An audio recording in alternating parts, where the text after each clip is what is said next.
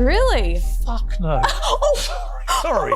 We are uncensored, but oh my God, the idea there's any comparison between Diana, who was the biggest star in the world. The story starts the same way every Meghan-connected media storm usually does, with a soft whisper that grows into a rumor that shakes through social platforms.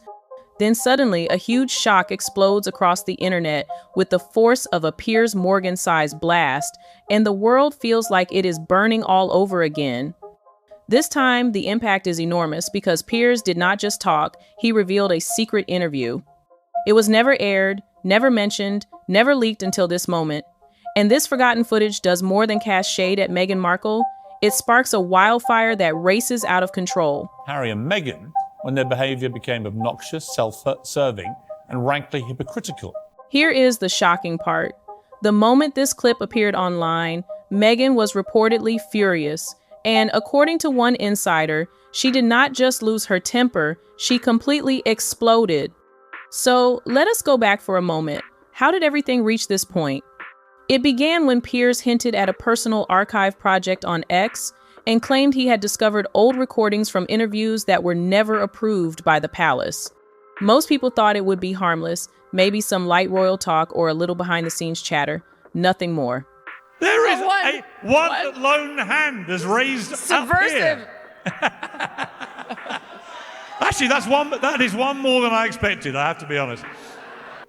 No one was ready for what followed. The clip looks rough and dated with a clear timestamp, yet it feels completely real as Piers sits across from someone whose voice is hidden and whose face is blurred. At first, it seems like it might be a producer or maybe a palace staff member, but then the audio sharpens, the tone changes, and a single line breaks through, the line that reportedly sent Meghan into a spiral. She always said her plan was bigger than Harry, much bigger. That was the moment everything erupted. 6 words, 6 simple words that sent the entire internet into chaos. That there was a decision taken by the palace to stop Archie being a prince based on his potential skin color. Right away, the royal detectives, the YouTube breakdown creators, the loud commentators, and even the body language experts seemed to lose control as they jumped on the clip with full force. Theories burst everywhere. Was the person speaking someone from inside the palace? A former staff member? Someone who worked with Meghan in the early stages of her royal life? And then Piers delivered the shocking twist. This was part of an interview we were never allowed to air. That single line pushed the scandal from a simple tea spill to a full Category 5 media storm. In just minutes, hashtags exploded across every platform. Hashtag Megxit2, Piers versus Meghan. Hashtag bigger than Harry. Of the royal family or the monarchy, given that 2 of our most famous young royals have waged a 3-year war on the institution. People began breaking down the audio like trained investigators, studying every second of it with intense focus. Some tried to enhance the sound while others slowed it to a crawl. A few insisted they recognized the rhythm of the speaker's voice, while others claimed it could only match one of 3 people, none of whom Meghan ever wanted speaking publicly again. By lunchtime, there were memes everywhere. By the middle of the afternoon, reaction videos flooded timelines. By the evening news, alerts were popping up nonstop. Yet behind closed doors, something even more dramatic was unfolding. Sources connected to Meghan's team said she melted down completely, not irritated, not upset, a full volcanic explosion of emotion. And honestly, it is not hard to understand why. The interview was not only embarrassing, it struck at the heart of the story she had been shaping for years. The idea that she entered the royal world gently and lovingly with no major ambitions at all was suddenly in danger. This clip tore that narrative apart, and Meghan knew it. With the media, everything that she does, they basically lambast the whole thing. Insiders say she instantly gathered her inner circle, which included PR, legal advisors, and crisis communication experts. And the entire group lit up the room with glowing screens as if they were preparing for a full-scale emergency response. "We need to shut this down," she reportedly said. "We need to shut him down." But here is the problem with Piers Morgan. He lives for moments like this, and he grows stronger the second Meghan reacts. The moment she shows even the slightest flinch, he pushes back with even more force. And he certainly did.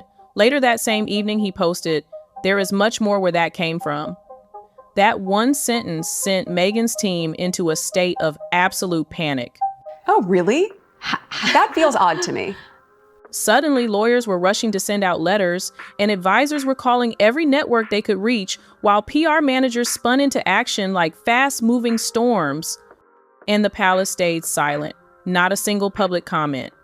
But behind those stone walls, they were watching everything with careful and quiet attention, and probably with popcorn in hand, because here is the truth.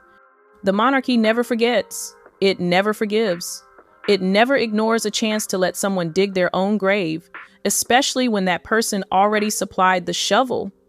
Meanwhile, journalists began investigating nonstop as they tried to uncover the identity of the mystery voice.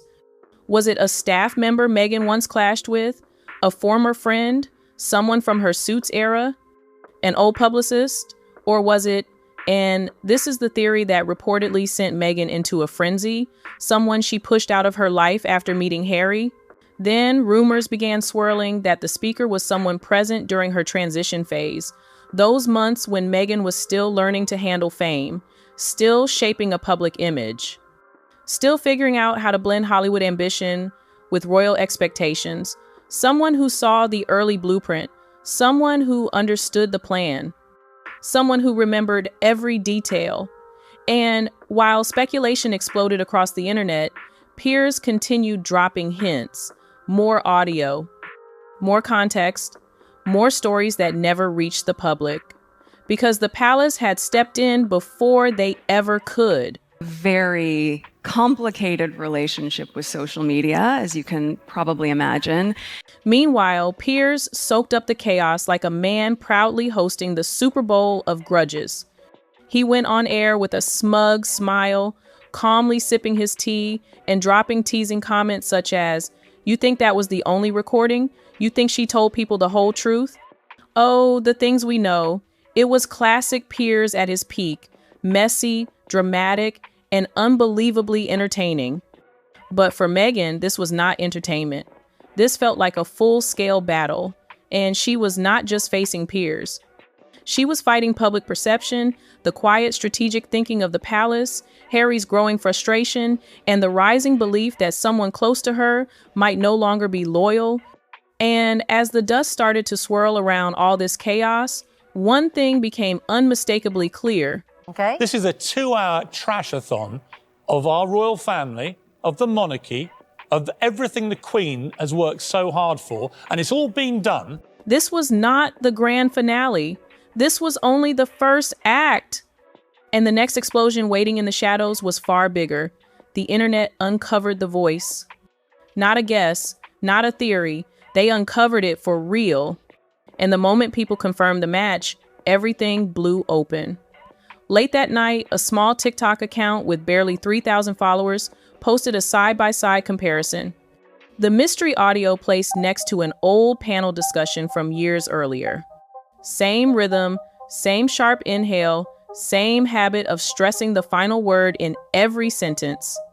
Within 1 hour, voice analysis creators synced the vocal patterns. Within 2 hours, Twitter locked onto the identity. Within 3 hours, the name spread everywhere. And it was not some random acquaintance. It was not a distant coworker. It was not a commentator with an agenda. It was someone who had known Meghan long before the fairy tale, long before the palace, long before the titles and the global branding. Someone who helped develop her early public image. Someone who had witnessed how she mapped out her career choices. Nobody in Britain calls her that. Meghan Markle. You know, she got lucky, met her prince, dragged him out of the bosom of his family, dragged him away from the monarchy. Someone who had been inside her inner circle during the critical moment when she shifted from Hollywood actress to royal hopeful. The internet exploded with reaction. Because if this person was speaking now, it meant one thing. The old guard was starting to break ranks. And Meghan understood exactly what that signaled. The memoir rumors, the potential interviews, the whispers of former friends preparing to sell stories. All of it suddenly felt closer and more threatening than ever before. By sunrise, her legal team was sending inquiries to networks, producers, and past staff members. Meanwhile, Piers seemed to enjoy every moment of the chaos. When asked about the identity leak, he simply shrugged on air and said, "I did not name anyone. The public did. It is not my fault if they have good ears." Then came the moment that truly pushed Meghan's team into panic mode.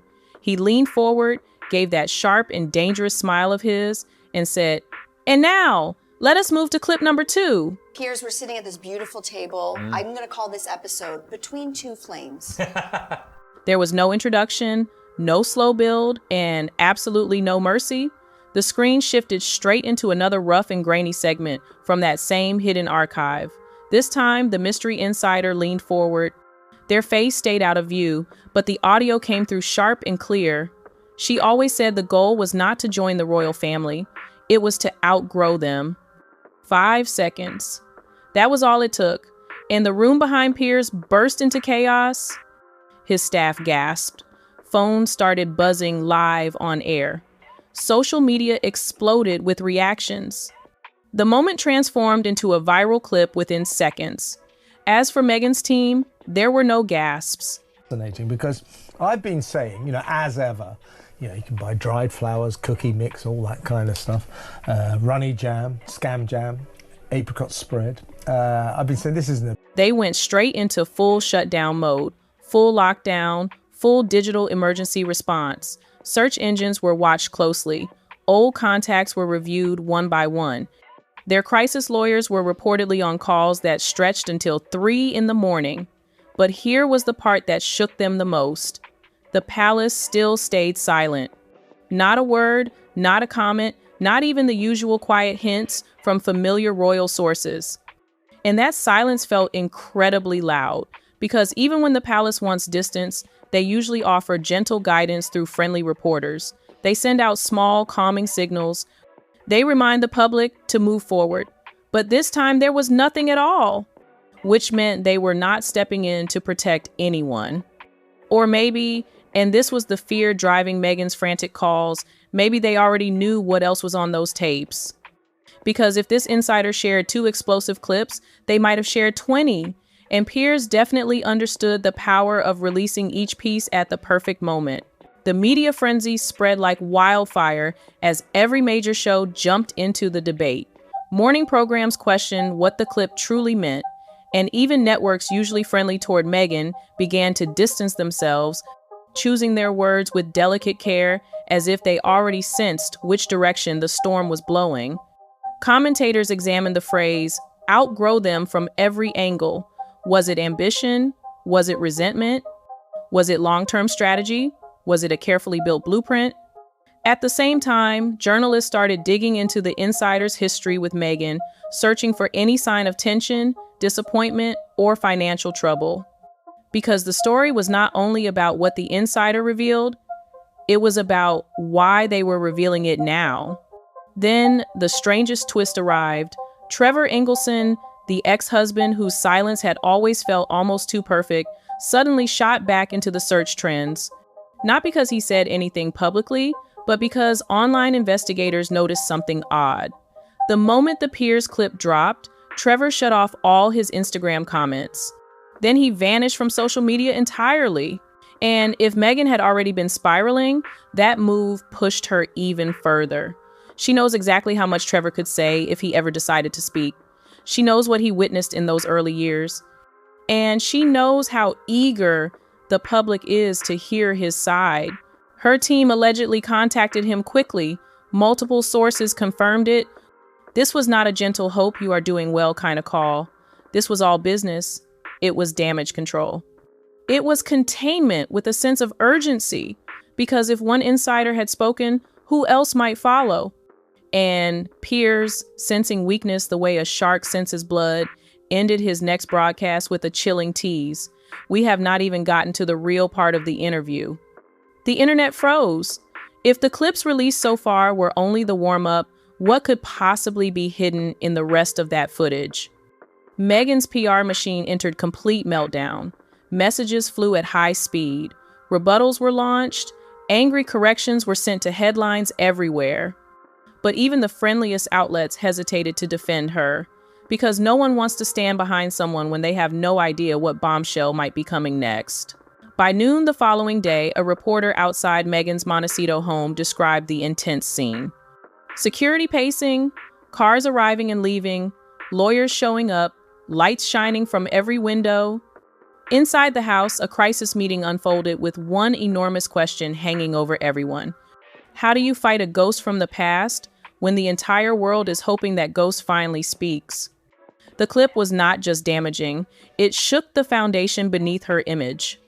Because if Meghan's former insider was telling the truth, if she really did plan to outgrow the monarchy from the beginning, then her entire narrative of innocence, confusion, and naivety began to fracture. And Piers knew that. He absolutely knew it. Which is why, right before ending his show once again, he delivered a line that sent chills across the whole royal reporting world. This story is far from over.